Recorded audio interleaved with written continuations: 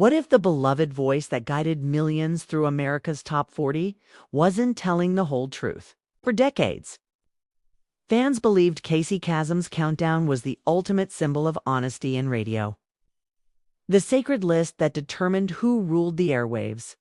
But behind that smooth voice and signature sign-off, a hidden truth lurked, one that would shake the foundation of pop music itself. Was American Top 40 really the fair, fan-driven chart we thought it was? Or was it secretly rigged all along? The truth, as Kasem himself later revealed, might just change how you remember the golden age of radio. For millions of listeners, American Top 40 was more than a radio show.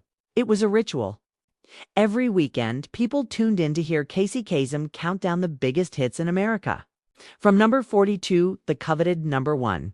His smooth voice, heartfelt dedications, and timeless stories made him a national treasure.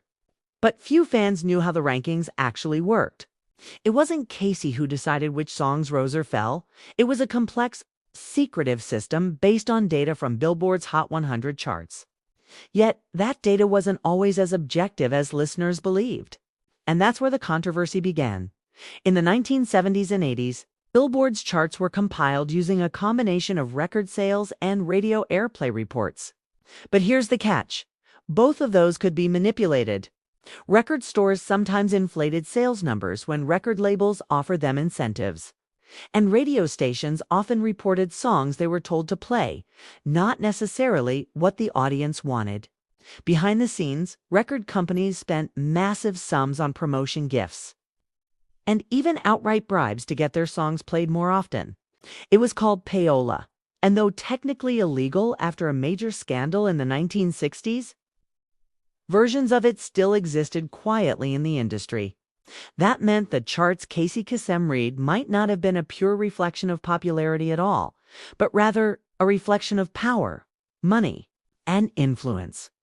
Kasem, ever the professional, followed the chart as given, but he wasn't blind to what was happening. Insiders say he grew increasingly frustrated with how the show was managed. He wanted authenticity, real music stories, and genuine fan-driven rankings. But corporate interests often had other ideas. Kasem once famously walked off the set during a recording session when producers demanded he read an overly sentimental dedication right after an upbeat rock song. His moral compass clashed with a growing commercialization of the industry.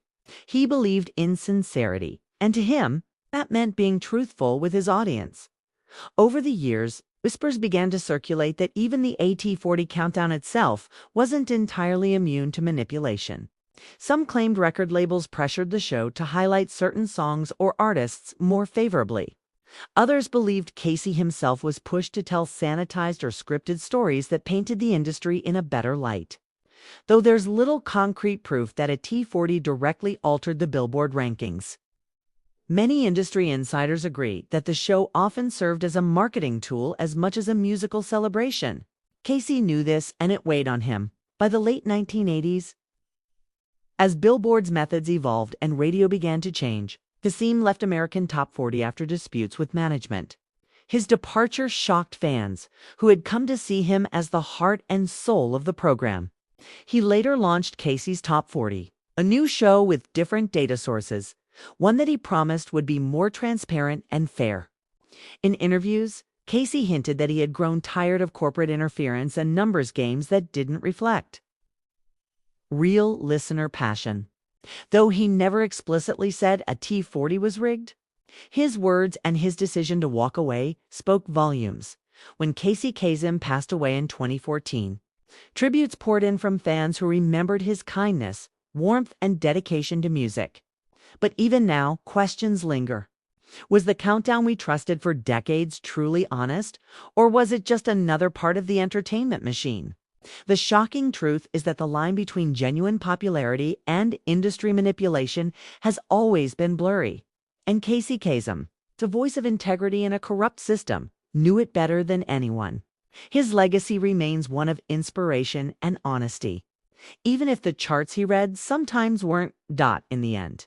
Kasem's story isn't just about whether American Top 40 was rigged. It's about a man who tried to keep radio pure in an industry built on illusion. And as he always said before signing off, keep your feet on the ground and keep reaching for the stars. Maybe that was his way of reminding us that even when the numbers lie, the music and the truth still matter most.